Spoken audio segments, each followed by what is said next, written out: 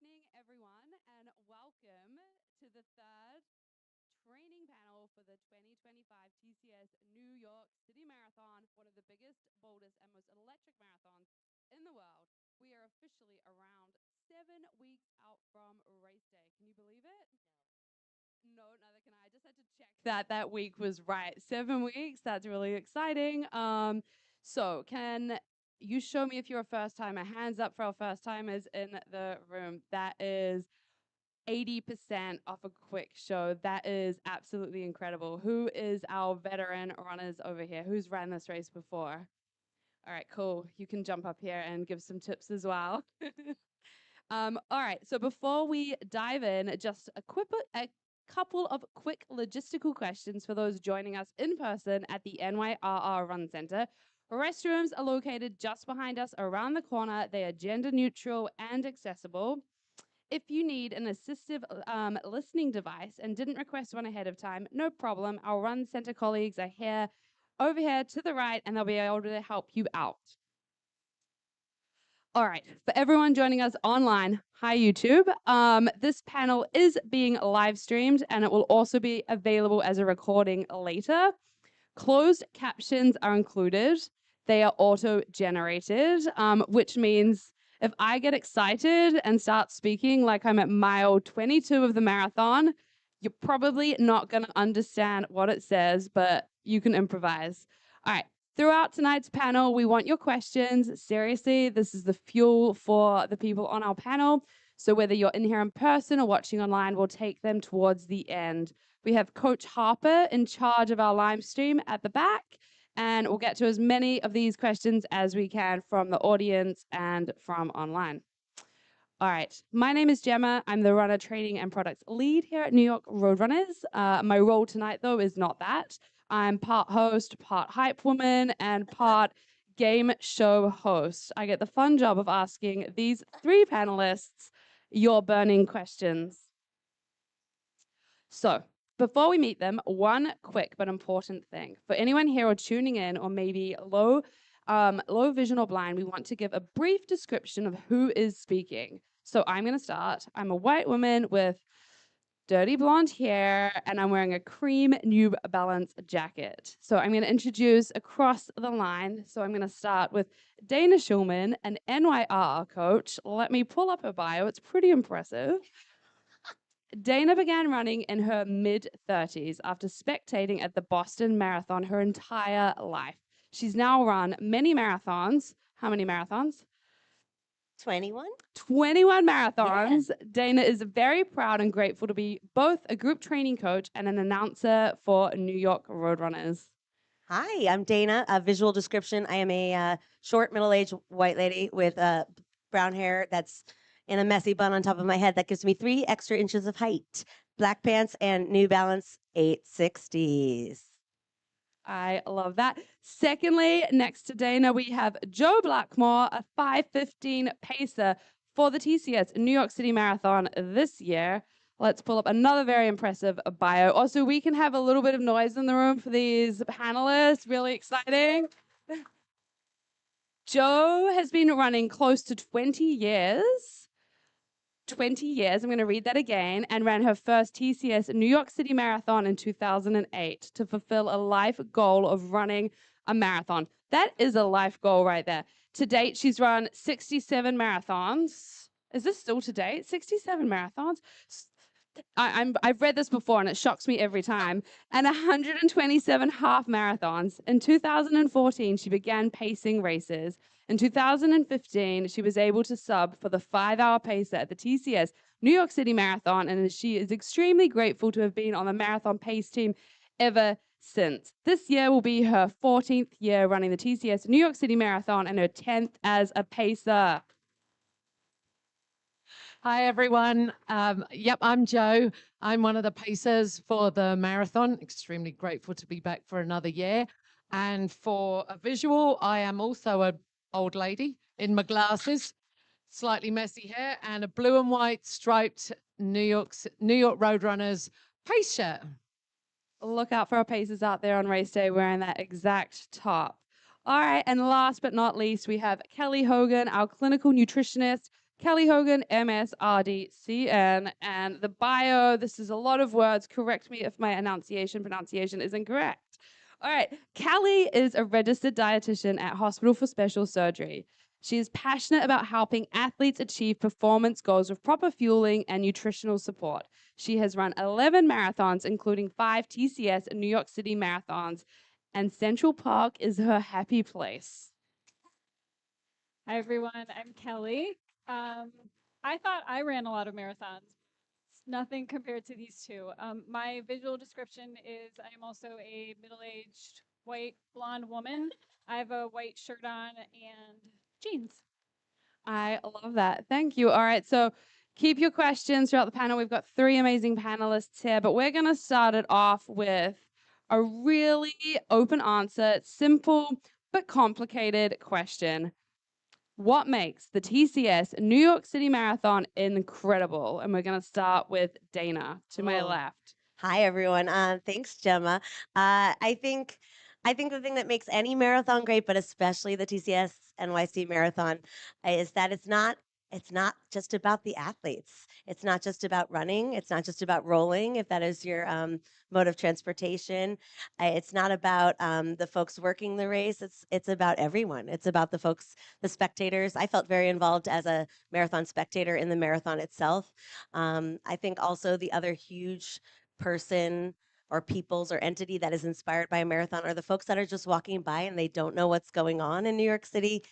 So many of our marathoners come to us from that direction. Oh, what, I was trying to get across 4th Avenue one day and I couldn't. And then the next year I was running the TCS NYC Marathon. So I think that the marathon is made so great by the fact that it is New York City. It is the NYPD, it's the FDNY, it's everyone from Roadrunners, everyone who waits in line so they can volunteer for the marathon. It's everyone's really special day in New York. So that's what I love about it. I love that. All right, Joe, what makes the TCS New York City Marathon incredible?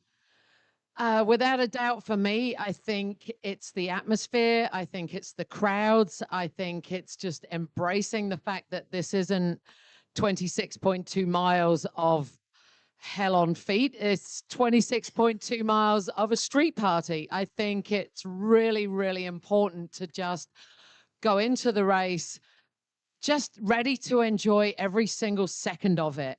From the moment the cannon goes off on the Verrazano Bridge, still gets me every time. Going over the Verrazano, whether you're on the upper deck or the lower deck, the views are still incredible. The energy is unbelievable. And then you make your left turn into Brooklyn and you are just hit with this wall of sound and people. Put your names on your jerseys, on your singlets, and people will scream for you for the next 24 miles. It's absolutely incredible. The first year I ran it, I was shuffling my way through Brooklyn and I hear someone go, Joe, you've got this. And I'm thinking, I don't know anyone in Brooklyn. And then I'm like, oh yeah.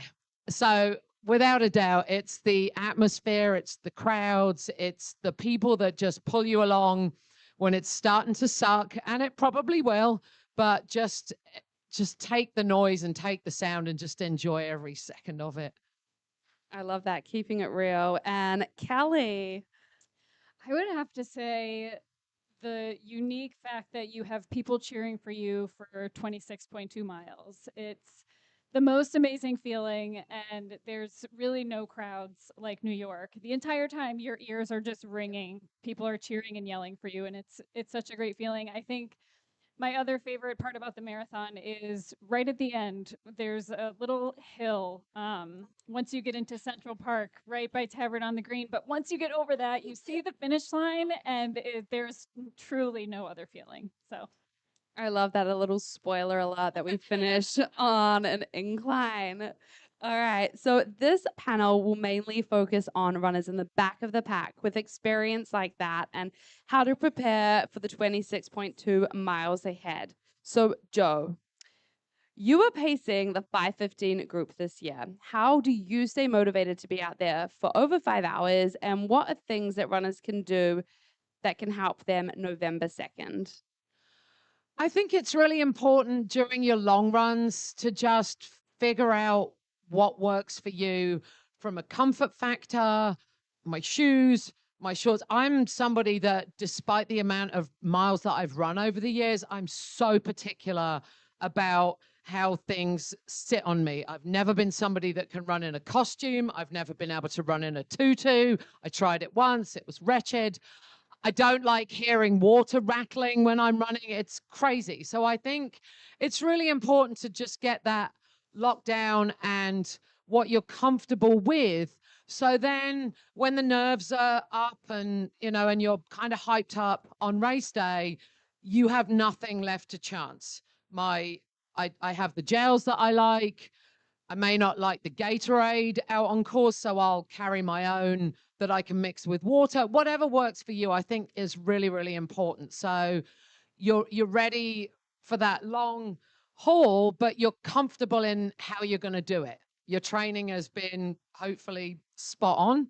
And so you go into this feeling like, okay, my shoes are great, my socks are fabulous, my thighs aren't going to rub in my shorts, all of those things. Do I need a hat? Am I going to take my sunglasses? Just stuff like that. I think if you're comfortable, you've been banging out the long runs, then race day is just the culmination of all of that preparation. So you're going to just enjoy it. The celebration after 20 weeks of training is 26.2. All right, Callie, how does nutrition look for athletes in training? What are they eating in training for those long runs?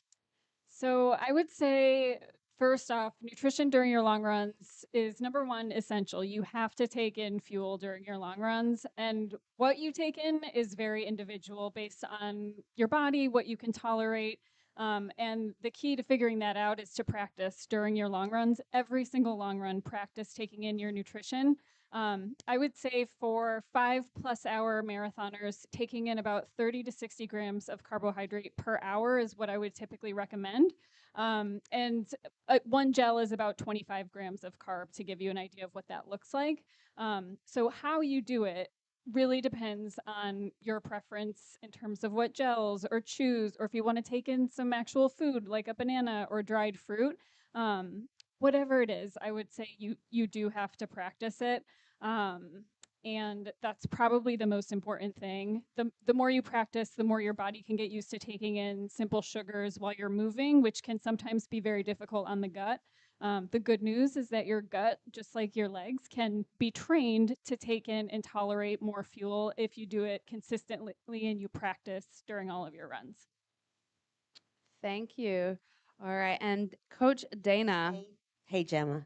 Talk to us about training for the TCS New York City Marathon. What does our longest run look like for those running a marathon 5+ hours? Awesome.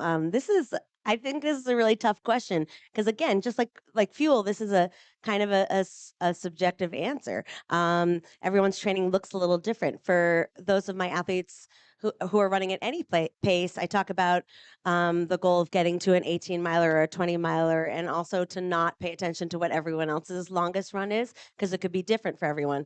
I've done New York between 4:45 and 9.5 hours before. So if anyone wants to talk about the back of the pack, I'm here. 5:15. Like, what a wonderful world that we're in such an inclusive state of marathoning, and that 5:15 is really no longer the back of the pack.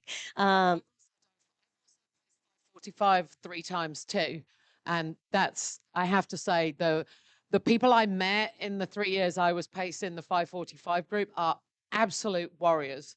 The stories, the tales, the reason why they were out there is truly overwhelming. It's a privilege to do what I do. So as far as training goes, we don't always want to have a 5 hour. My 20 milers ended up being 5 hours at some point. So you don't always want to have a training run that is necessarily 5 hours long. So it's a great idea to talk to one of your coaches or talk to someone you've trained with. I've definitely found a lot of success in splitting up my long runs. I've done 10 miles one day and 10 miles the next day. It's the same concept of getting tired miles on your tired legs, and gives you a little break. In some ways, honestly, I think it's harder, because if to push through to that 20 miles is one thing, but to wake up the next morning, be sore, and go out again, the last couple of years that I have been more focused on walking the marathon and had less time training due to life, that thing that happens. But I still want to be a part of the marathon. I've been doing an 8 at night one day and an 8 the next morning because I do those walking. And as long as I get one or two of those in before the marathon, I feel pretty good, and I walk on a regular basis. So it's really subjective, but I definitely wouldn't pressure yourself to hit that magic 20 number. It's not necessarily a thing other than it's a big number with a 2 at the front, so people mentally feel comfortable with it. But people do plenty of marathons in an 18 or in a 16 or one of those split. Coach Dana, can you talk to us about potentially switching that metric from 18, 20 miles to a time-based Yeah, method? absolutely. That's such a great answer, Gemma. Yeah, lots of folks have been and New York Road Runners group training in our long runs, NYRR.org group training. It has been doing their long runs based on time, which is not only a way to make it more inclusive for an entire group of different people to train together. It also gives you the same thing. It's the same. It's miles on tired legs, which is what training is about, and gets you ready for the day. I promise you, whatever that distance is that you didn't get to in training, the people of New York City will carry you through those extra miles. Amazing. Thank you. All right. Race day should be a celebration of the weeks and the months of our training. But a lot of runners feel like it's a test or an exam. Let's talk about how to make it easier for them. So, starting with you, Callie, if a runner is looking to have the best laid out nutrition plan for race day, what would you tell them? This is a two-part question. This is the exam right here, actually. What would you tell them? And there is a big gap between waking up and running, especially for our wave 4 and 5 runners on race day. How do you plan for that? Yeah, it does require so much planning because the New York City Marathon is unique in that you're waking up and then you're running several hours later. So first and foremost, I do recommend 2 breakfasts, right? So I would want you eating something within maybe 20 minutes, 30 minutes of waking up in the morning. And then I would say like 2 hours after that, having your second breakfast. Now, your breakfast can be whatever works best for your stomach as long as it's mostly carbohydrate. And you can have a little bit of protein, a little bit of fat if it's early in the morning because you have more time to digest. But having those 2 breakfasts is so important because you're going to be using some of your nutrition that you take in while you're waiting in the corrals. You're waiting for the start. So you have to be replenishing all of your carbohydrate stores so you're ready in time for the race start. I would say number 2, the most important thing. Obviously, this is a not normal fueling plan. So what you have to do is practice this during your long runs. I always recommend to runners simulate race day on your long runs as much as you can, and really, wake up in the morning, have breakfast number 1, wait a couple hours, do stuff around your apartment, have breakfast number 2, and then start running around the time that your wave starts, just so you know exactly how whatever you take in is going to feel in your stomach, if you're going to feel energized, if you're going to have to adjust, if you have GI problems. It really takes a lot of practice because this is a unique race in that there is so much time from the time you wake up to the time you start running. So practice, practice, practice. I love that. Breakfast is my favorite meal. So being told to eat breakfast twice, that is the best advice. Write that down. All right. Coach Dana, talk to us about race day etiquette and what runners should do to set them up for success. Is run walk okay? And what if they finish at nighttime? Or what if they're lost? Does the course close? That's a lot of parts. So when I forget where I'm going, will you get me back? Great. Awesome. How many folks here are run walkers? Do we have run walkers? Yes. My favorite run walker right there. I love you folks. Anyone straight up walking? Cool. Yes, I'll see you there. Awesome. Shout out to the folks in the chat as well. Run walk is awesome. Run walk's great. Read about Jeff Galloway and all of that the history of the run walk and how this came to be. And there's just some people who it works better for their bodies. I know folks, Talisa, one of our favorite coaches, Talisa, run walks a faster marathon than she does running a marathon. And it's amazing for your body. So I think the thing with Run Walk is to know what your interval is that you've trained with. Also to remember when you're out there on the road that not everyone else is run walking. So it's really important that we raise our hand if you are able. When you're slowing down and also when you're speeding up, just to let people know. And that's less about you and more about just making sure that the person behind you who didn't fuel properly and is kind of bonking doesn't that they don't run into you, right? And we cause a pileup. So if your strategy is to walk the water stations, which a lot of people do, great, walk the water stations. But remember your plan. I don't want anyone to get out there and say, oh my gosh, I just got over the Verrazano Bridge and now I'm going downhill into Brooklyn. I don't need these run walk intervals anymore. I'm just going to run. Now, you're going to feel great there, but keep the run walk intervals. That's your training. Trust your training. I think it's also really important to remember, don't ever, I don't want anyone to ever apologize for being out there longer than other folks. Whether you do it with your face or in your soul or when you see your family and you're like, this is horrible, nobody should wait for me. Everyone in your family and your friends are so excited to see you. They do not care if you won or lost the marathon. The folks in wave 1 do not want to start in wave 5. So in order for all of us to like be a marathon together, right? It takes the folks in 1, 2, 3, 4, and 5. It takes all of us lining up in order so we can go. There's nothing wrong with being in wave 5. Also, shout out to the El Corral folks on a regular basis. I see you and I recognize you. Yeah, so just be conscious of the raising of your hands. Know that if you're going to be out there for a really long time, just to yes and to the nutrition, if your strategy is to meet your partner at mile 18 and they're going to have a slice of pizza or peanut butter and jelly for you, you just do that because it's kind of a different beast to be out there that long. So remember that while everyone might have like 5 little slim gels, your plan might be different than that, and that's totally okay. What was the second part of that question? What if we finish and it's dark outside? Awesome. Then if you finish and it's dark outside, there will be glow sticks and people screaming. The marathoners that have been able to finish and go home and shower and wear their medal, good for them. They're coming back to cheer for you though at this point. I've been there at final finishers. Are we allowed to shout people out? Dave Frazier was the final finisher one year. He's a man who pushes himself in a wheelchair backwards, and he runs with guides. And he was coming in. It was the final finisher, and we were all losing it. And Tatiana McFadden came out and gave him his medal. And Manuel Char was there. It was like, oh God, if you finish late, good for you. It's going to be a good time. There are people there whose job and life depends on cheering for the final finishers. I'll tell you about my friend Tracy a little later. I can confirm it's incredible. Also, full disclaimer, everyone gets the same medal. So Same it medal. doesn't matter what time you finish. Yeah. We're all walking away with a beautiful medal. Yeah. Joe, we would love to hear what pacing the 5+ hour crew is like. Besides keeping the pace, what else do you do and what do other pacers do to provide the runners success on race day? I think the main thing I've discovered from my own personal experience as a marathoner and subsequently as a pacer is it's really helpful to not go out too fast. I remember my first New York marathon, I had no idea what I was doing. I was completely overwhelmed. I cried when I started. I cried at the halfway point. I cried at mile 20 because I'd never run any further than that. And I cried at the finish. But I also was pretty clueless as to what I was doing out there other than running. I'd trained pretty much by myself.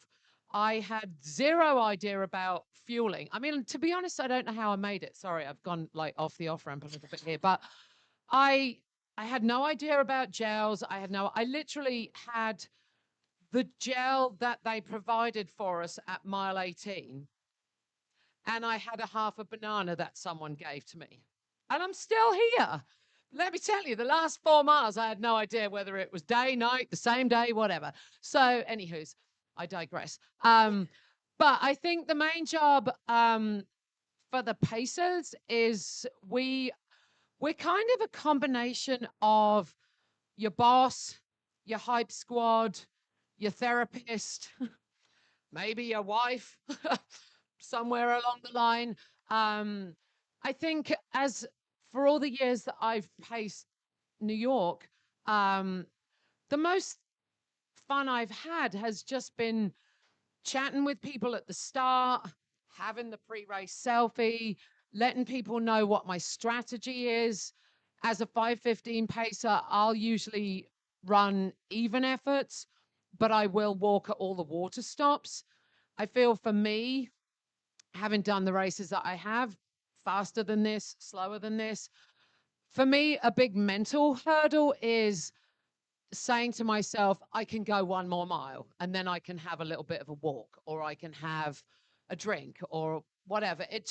For me, it just breaks it down into bite-sized pieces. Run 1 mile, run 1 more mile. We can run 1 more mile, right? And off we go. So and then just helping people, letting people know how it's going to go. For me, I feel like the hardest part in the course is when we go onto the Queensboro Bridge. It's been a party through Brooklyn, noise and the vibes, and everybody's still pretty energetic. You know, we're cooking, we're having a good time, we're hopefully not too fast, not too slow. And then you get onto the Queensboro Bridge, and it's around mile 15, it's uphill, and it is deathly quiet. So let's be honest here. But we're gonna get through this together. And so I always try and kind of keep it real in that regard, that this is going to be hard, but we're going to get through this together. We're going to remember to swing our arms when we're going up the hill. We're going to, if we have a little bit of extra time, we'll take a 10-second walk break just to regroup. And then once you get over the crest of that hill, you're going to hear the noise and we're going to be okay. So I think that's the main thing for me as a pacer, is to kind of keep it real, but just keep it going. Like, this is still, as my middle-aged elderly men that I run with at home say, it doesn't have to be fun to be fun. And sometimes it feels like that out there, but that's the motto. It doesn't have to be fun to be fun, but we're going to make it fun. And even when it's not fun, we're going to crack on. We're going to get that put on a t-shirt for you, Joe. I love that. All right, we are approaching my favorite part that I've put into this panel. The panelists are unaware of this. This is a game round, quick fire game round. True or false? So really simple. I'm going to ask you a question, true or false. Got it? I'm the best? Yes. I'm the best? That's all we're allowed to say is true or false. Oh, that's going to be hard. All right. Question number 1. The Verrazano Bridge is actually uphill both ways. Mentally, 100% true. Mentally, 100% true. I would have to agree, but false. I would say false also. I love that. Also, the more controversial, the better. Control in the downhill. Okay, this one I really appreciate. No matter how many gels you pack on race day, you will always accidentally drop one. Just one? True. As long as it's not like your inhaler. Don't drop your inhaler. Also true, but try not to stand on it. Or sit on it when you're finished if you've kept it in your pocket. Definitely true. So I would say bring extra and have family and friends have extra gels or whatever fuel you're taking in for you in case you do drop some. Definitely true. I'll answer that one too. I would actually like to say I do carry extra gels as a pacer, if you don't mind the fact that they'll be down my sports bra. So I will start out a solid D cup and I will finish a B cup. If you wring out your shoes at the end of a marathon, you do end up with an extra cup of Gatorade as well. This is really derailed. If you smile for the photographers, you will also forget how you're feeling at that point of the race. Absolutely true. Whenever you smile or when you are on Queensboro and you're hurting, if you become a coach or you become the hype person and you cheer everyone else on and you've got the smile, it hurts less for you. If it works for, It's the answer was true or false. Oh yeah, it's true. Sorry, yes, it's true. Also, both feet off the ground for the photographer. Oh yeah. Absolute win. Definite true, even if it only lasts for a few seconds. I have a picture from the Boston Marathon of me spitting water at a marathon photo person accidentally, but he made me choke and they got the water midair. They're good. All right. Every runner says during the marathon, never again, and then automatically Googles next race. True. I believe I've said that to Coach Jen Harper in the back more than once by the side of a hill. Absolutely 1,000% true. My exact words were the day after the 2008 marathon. If I'm ever stupid enough to want to do this again, remind me how I feel right now. I have videos of me saying that stuff. Never works. 100% true every single time. And for those people that don't, give it a few years. All right. You will get more high fives during the TCS New York City Marathon than your entire lives combined. Yeah, true. And hugs. And people will cry with you and they'll give you like their shoes if you need them. They're crazy. They're great. 1,000%. The more high fives, the better. Germs be damned. Germs don't count on race day. Absolutely not. So Dietitian just said that. Yeah, no bacteria on race day. All right, so note to self, next time, true or false, really give the heads up it's true or false. All right, final tips for our runners. I'm going to go straight across the line again. So final tips for our first timers, for our veteran runners. Coach Dana. Awesome. I have to give a shout out. I also coach for Team Reeve, who are all raising money for spinal cord injury research. We have 50 athletes in Chicago and 100 in New York this year. So if I didn't shout them out, I would get in trouble. But I would say your final tip is remember why you are running. If it's for a charity organization, if it's for yourself, it's for anything. And if you don't have something, I'm going to give you somebody to run for right now. My friend Tracy Wilson. I don't get to talk about her enough. She's one of my favorite New York Roadrunners race announcers. She's probably the only New York Roadrunners race announcer who's louder than me, so you'll know her when you see her. But she has been at mile 25.9 for 20-something years. It's right as you enter Central Park. There's a big stage on your left, and usually by the time I get there, there isn't even a stage anymore because they've broken it down. And Tracy Wilson made it her job 20-something years ago to just stay when her shift was over and just stand there and direct people into the park at 25.9 because there's tons of people at the finish line and there isn't someone right at 25.9. So she stood there every year until they started noticing, and then they made a Runner's World article about it. And then Peter Chacha made all this amazing final finisher stuff. And now it's a huge party. And now New York Runners and the marathon are like the most inclusive marathon I can imagine. But when you don't have anything left, you run for Tracy Wilson at 25.9 because it's her favorite day of the year. And she's not even a marathoner. She's done a half now because of all of you. But when you get to 25.9, you take a right into the park. You'll see Tracy on your left and say, Tracy, and it'll be the best moment of your life and even better than the finish line. Thank you, Joe. Final tips. That's right. I would say we're kind of into it now. We're pretty deep into it. The runs are getting longer. The time on your feet is getting longer. It's starting to feel like you're in it, but you really wish it was over. I mean, let's be honest. I remember when I did my first 20 miler, I honestly thought I wasn't going to make it home. And then I did it and I obviously made it home. But then yay, I'm ready for the marathon now. Ah, crikey, we've still got 6 more weeks. So just keep on keeping on, and just hopefully from what you've heard from us today, particularly for the first timers, know that it's all going to be worth it. It really is. I can't stress that enough. It's all going to be worth it. It's completely overwhelming from the moment you either get on the bus or get on the ferry or have your friend drop you off or swim if you're really that ambitious. It's overwhelming. It's still overwhelming. So just just know that this is all going to be worth it. I absolutely promise you. And if you don't think it's worth it, you can come and find me and we'll talk about it. All right, and finally, Callie, any final tips for our runners? Yeah, I think first and foremost, practice your fueling plans, like I said earlier, and really prioritize recovery after your workouts and your long runs. Make sure you're taking in carbohydrates and protein within 30 to 45 minutes after every single run. And I can't emphasize this enough, but carbs are your friends. Now or ever is the time to cut carbohydrates. You have to be having carbs with every single meal, with snacks, and definitely before, during, and after your runs. So eat carbs. Remember that double breakfast and carbohydrates.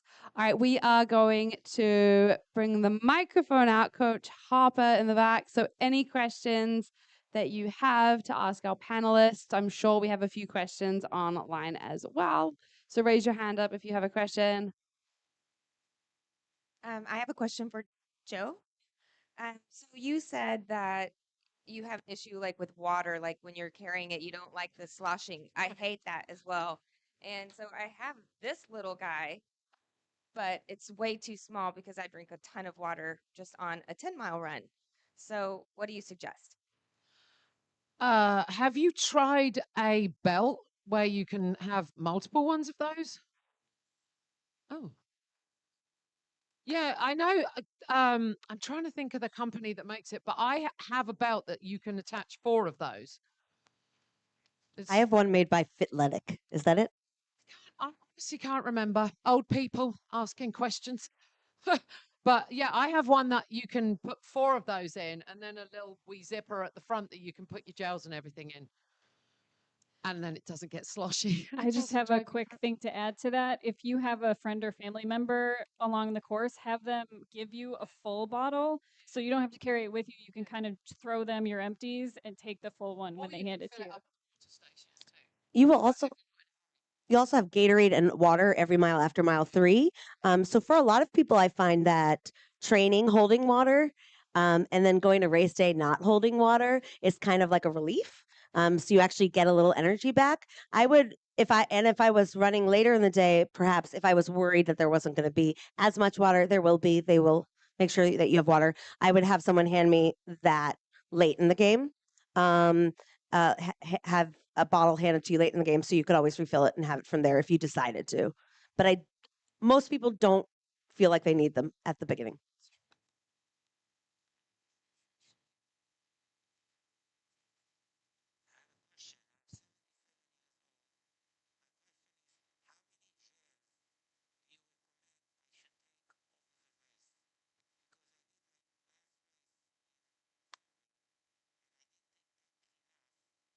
Mile 18,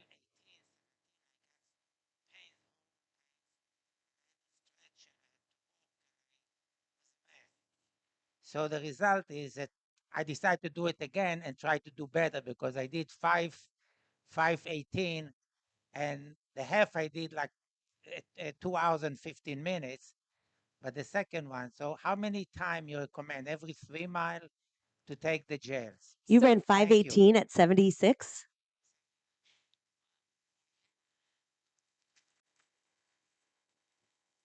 So I would say I would recommend 30 to 60 grams of carbohydrate per hour. So if you think of one gel as being 25 grams of carbohydrate, I would say every hour take a gel and have some Gatorade, but practice that to make sure that sits well in your stomach. You could also do a gel and a half every hour and kind of plan it that way. But start practicing with more gels now so you know what's going to work for you and what's going to feel good on race day. Does that make sense?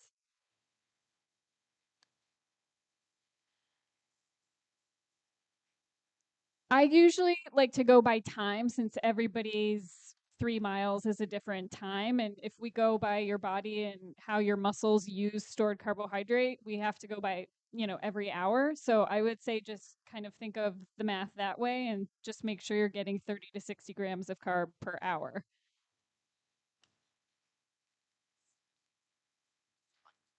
I missed the deadline for sign up for transportation, so I don't have an assignment yet. what can I do to remedy that? I would suggest there is a contact us form on the NYRR website. So if you fill that in, and then the correct team will be able to respond to you with the correct answer for next steps. We're not swimming, as Joe said to the start.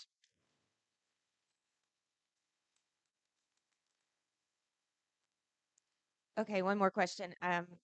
I forgot. I don't know what my wave time is, and I've looked on the web, and I don't know where to find that. That will be announced closer to race day. So all of those logistical information. Our next panel is actually on the logistics of the TCS New York City Marathon, but you can check back closer to the time, and you will have all that information on your dashboard.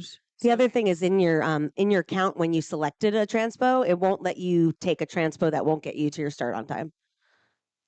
Oh, so it does have some It sort of knows a something wave in for there. me. It Okay. has the system knows something that just hasn't been assigned yet, but it will get you to your place on time. but you will get a confirmation form with all of the information for race day. But our next panel is on that. So stay tuned for our next panel. Check back on the website, and all the information will be listed there closer to race day. Okay, if you're claustrophobic and the Verrazano Bridge it's my first time, you go on the top or the bottom. Is there a way to be able to make sure you get on the top and not put on the bottom? There sure is. You can always start back further from if you're assigned to wave 4, you could go back to wave 5 and start on wherever you want. Correct? Correct. But I wouldn't do that because we can talk about this at our next panel. awesome. But as far as your concern is, I have some claustrophobia issues. I've had less problems on the bottom. Full disclaimer, the bottom level is my absolute favorite level of the marathon. I find it calmer than the top level, but there's pros and cons to both.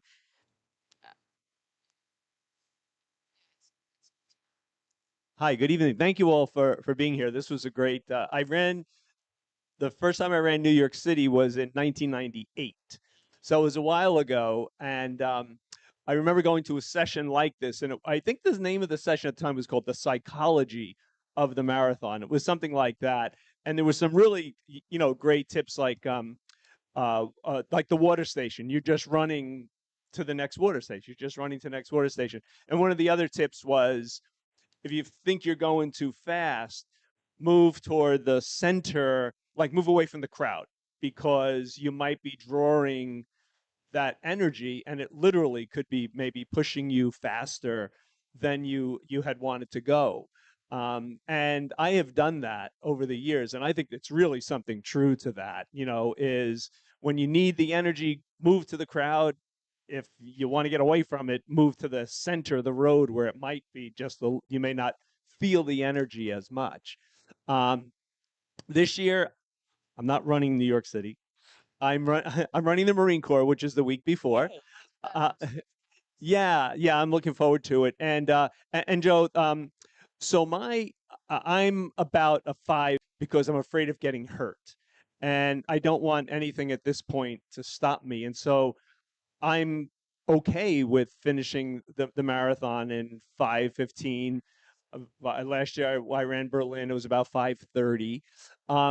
But what I was happy to hear you say about the pacers that far back was about maybe you do walk a few steps. When you get to the water, like that was not something that I had heard before from pacers. First of all, I think pacers are amazing that you can run 26 miles and get within seconds of the time goal. So that's a whole nother thing. But you did say that maybe at the water stops you do take your time to let people get the water, and that sounds so much less threatening for me.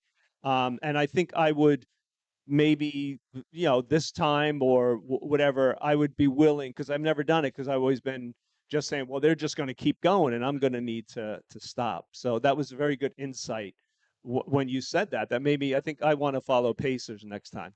I think for me as a runner and now as a pacer, particularly just with the sheer number of people that are out on the course, and other races that I've paced as well. I mean, there's nothing that compares to this without a doubt. But I think also for the runners around me, I realized that it's a nice mental hurdle of just saying, okay, we're going to get to the next water station. And I will usually tell my runners that your Garmin might be a little bit ahead of for a 5:15 marathon, it's a 12-minute mile. Usually what happens as you work your way through the course is your watch will be slightly ahead of the mile markers, and so will mine. I always run with 2 watches just in case.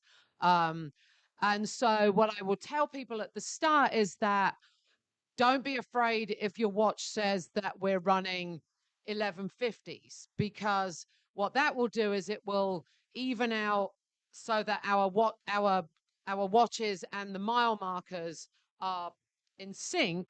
And also it maybe just gives us that 4 or 5 seconds where we can stop for Gatorade, we can stop for water, if only for just 4 or 5 seconds, because I think there's nothing worse than if you have a time goal in mind and you see your pacer just sort of disappearing off into the distance with their cup. Full disclosure, I have never ever been able to figure out how to squeeze your cup and run. I've run faster marathons, I've run slower marathons, can't do it. So it works for me. It's selfishly for me too. But I just think it's really important to keep our group together and not just say, well, I'm going to get water and run 300 feet ahead of you because you're getting Gatorade, and then I just disappear off into the distance. I'm going to walk for 10 steps, 15 steps. You can do the same, and then we're all going to carry on. And that for me has worked, for the years. And to give a little bit of love to our pacers out there, we have them in all of our big races, and we have a 96% success rate. So they are really good at what they do. So if you do want to run with a pacer, they do take all the guesswork away from you doing all of that manual math, and you don't have to wear 2 watches that way. The pacers do. They will be at the 18 miler this weekend as well. They will be. I love something that you said. I just wanted to point out. I'm not sure if I want to be faster. I just, want to be uninjured, which is such a great reminder for all of us in these next couple months. Like, there is no one workout that is precious to you that to push you into. Same thing. If you get to a 16 of an 18 miler and you're like, these last 2 miles are going to be garbage and my form is going to be garbage, call it, because you would always rather show up on race day slightly undertrained and not injured than the other way. And then there's when you've run like as many marathons as the 3 of us, like how do I keep 10 different New York City marathons separate in my brain? Like they didn't all get faster. I kind of got a little slower over the years, and I don't really care because there was one in there that I remember very clearly. I didn't chafe, not one little bit, right? That was a win, right? There was one where, oh, my baby didn't cry this year. Great when I saw him. Awesome, that's a win. So there's always wins for different marathons. And I always consider it a huge win. If you can help someone else get to the end, that's the best kind. So find those moments and worry less about the pace. I've also found over the years that once I took away the urge to be faster, I needed to be faster. I needed to qualify for Boston. I wanted to be sub 4. I wanted to be sub this. And I did that. And I did all of those things. And it was huge for me. And I'm incredibly proud of myself. But switching my emphasis to being, I realized there was a level that I wasn't actually going to get any faster.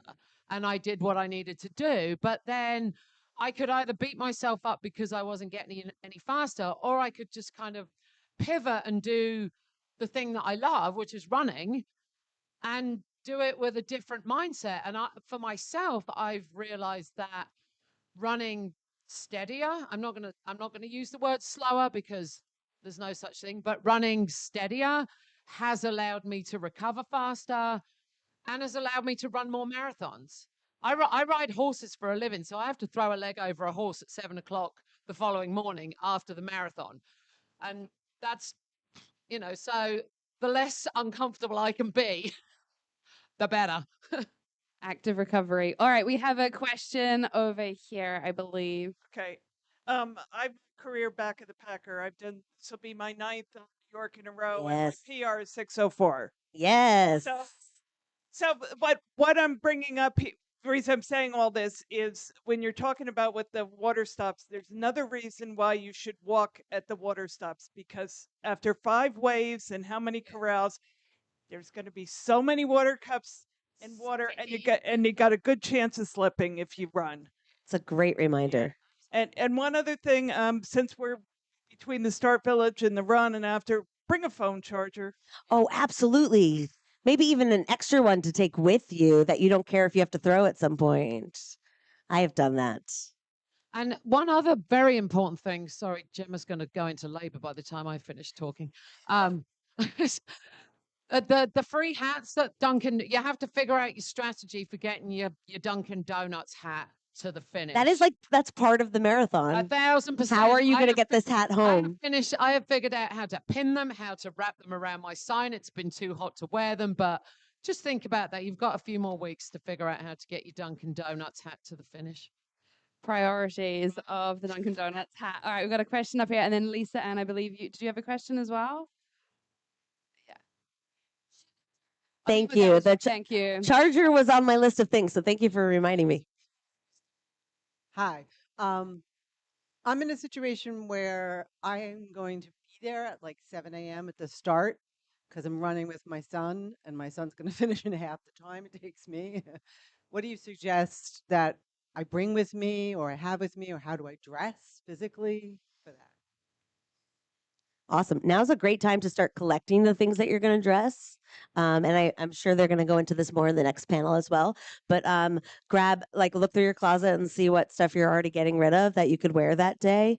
If you've got a poncho from last year, that's a great one, or a sweatshirt and sweatpants.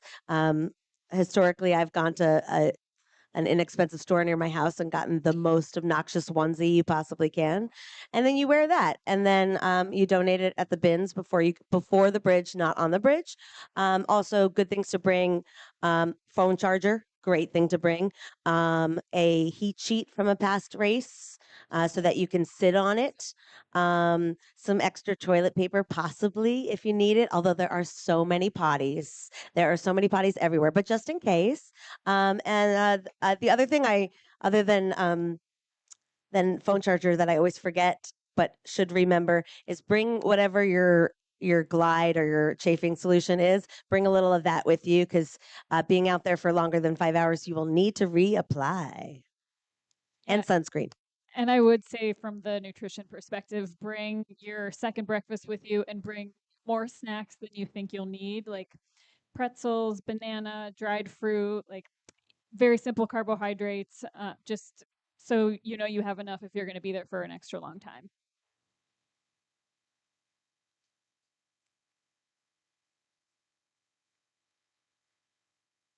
When I run, I typically do shorter runs, and I feel that when I have a slower cadence, it's actually more difficult. So in the longer runs, I always feel like I start out strong and then I end up having nothing at the end. How can I either A, figure out how to slower my cadence, or like make it more easier to kind of get all the way through to then? That's me. Oh, do you want it? Oh, okay. Gemma's not coaching tonight. You're saying your cadence is too high? I feel that it is too high to do the entire marathon, but when I slow it down, it becomes extremely more difficult.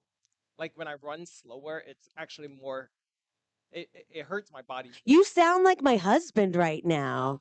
My husband's, I can't run with you, Dana. It's too slow. It's too, but I'm not exactly sure what the fix is for that. I know there's a lot of there's music and podcasts that you can tune into that have that perfect cadence that will help you find your perfect rhithm. Like we really talk a lot at New York Road group training about effort levels and finding a consistent like effort level 5 out of 10 pace. So I would say, like, so that you're not going too slow, but you're not going too fast. I mean, find a buddy to run with that you feel like you're pushing it, but keeping it at conversational pace. You can still talk, and that 80% of your miles for the marathon are going to be done in that zone.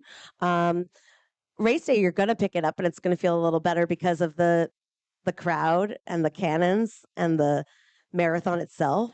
So I think you'll find that little bit of ease taken off you. But I think plenty of people get lots of value out of those slower runs that feel harder. You'll have a lot of a lot in you on race day from that work that you did, even though it feels a little harder. But yeah, I have heard that a lot before when people are like, "Dana, I can't stay with you." But I also have super fast friends who run 3-hour marathons who are like, "Dana, can I run an 11 with you because I want to hold back?" And that gives them something that like that idea of pacing and the idea of control, which will pay you back.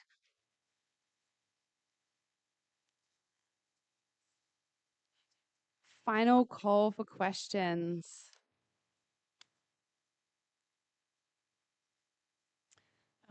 Hi. I have to do a mental gymnastic when I hit the First Avenue because it's like running in the middle of the desert and it feels like you're alone, all alone, and you don't see the end of the road. And it's like, it's kind of, it hits me, it's very like extremely boring and tedious. And I don't know how to work out in my mind to be able to run all the distance. It's just like it's something in the mind. So how do you work this long stretch that is straight and you don't see the end? Like First Avenue and Fifth Avenue and the Queensboro, Fourth Avenue. There's a lot of long straights in There's this. a lot of Yeah, them. but it's more like the First Avenue between the bridge, the two bridges, the the one in the 59th The 59th and Yeah. Street all the Bridge way up to the down Yeah. to the Bronx. Yeah. yeah, that stretch. It's Yeah. like you can see the whole thing Oh yeah. and it looks like it never ends. So it's like in my mind, it feels like I will never gonna get there. You're gonna get there though. I mean, maybe the best thing to do is to place folks there in your family. If you've got spectator groups, like I know that my husband's going to be at 102nd and first on the left at the White Castle, right? Like, so I know that I just have to get to the White Castle. So if you get yourself some markers, even just looking at the course map in advance, once that's out and published, and like noting where the water stops are, breaking up, visualizing it, like go to First Avenue, check out First Avenue, be careful on the sidewalks because you'll be on the sidewalks. Check out that part on Fifth where you're coming back down to 90th. That's another one of those big, long, slow parts. But rehearsing it, mentally rehearsing it, and then like just thinking about the little chunks. The Queensboro, I always get over just by saying once we get off of this bridge, we've got 9 and change left, right? It's 9.99, but like it's single digits, right? So as long as you know what's left afterwards, especially at that point, because once you get up to the top, you're at like 19. We're getting to the final 10K. We're getting to that last little chunk, the unknown part. So just like visualize the course map would be my thought. And I mean, maybe just if you have somebody around you, like they're probably thinking the same thing too. So, just strike up a conversation with them. The worst they're going to do is tell you to bugger off, or like they're going to put their head down and ignore you. But I know for me, the first year that I ran the marathon, I was running with Fred's team for Sloan Kettering. So Sloan Kettering was at mile 17. So I got up to there. There was this huge cheering squad. I got a little tearful there as well. So I think just break it down. Like Dana said, visualize the course, find someone to talk to because the chances are there's a bunch of other people feeling pretty dark around then too. Misery loves company. So strike up a conversation with a random stranger. It might be me. I also think if you know it's going to be challenging going into it, just prepare for that.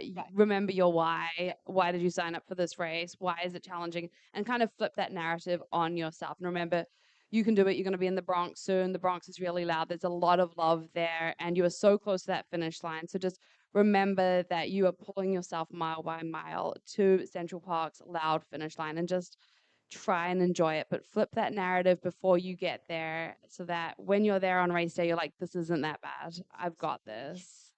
And enjoy it and soak it up because everyone's on either side of the street and it is getting louder every year. All right, doing a quick time check. Do we have time for any more questions? Do we have any more questions? Amazing. I love that. All right. I think we got through a lot of questions tonight. So I just want to say thank you so much, all of you, for joining us tonight. Another thank you to our team behind the scenes who helped run things nice and smoothly. Thank you to our panelists. They were fantastic. And last but not least, thank you to our audience in person and our audience online. So round of applause for yourself. I hope you all have a great evening. We've heard the importance of nutrition, coaching, pacing, and on your way out, we have some Morton bars here. So we would love you to snack on them. The solids are fantastic from our partners at Morton. So grab one or two on your way out They are for your commute delicious. home. But thank you, everyone, and thank you to our team. Thank you, Gemma. Thanks, everyone. Thank you. Thank you.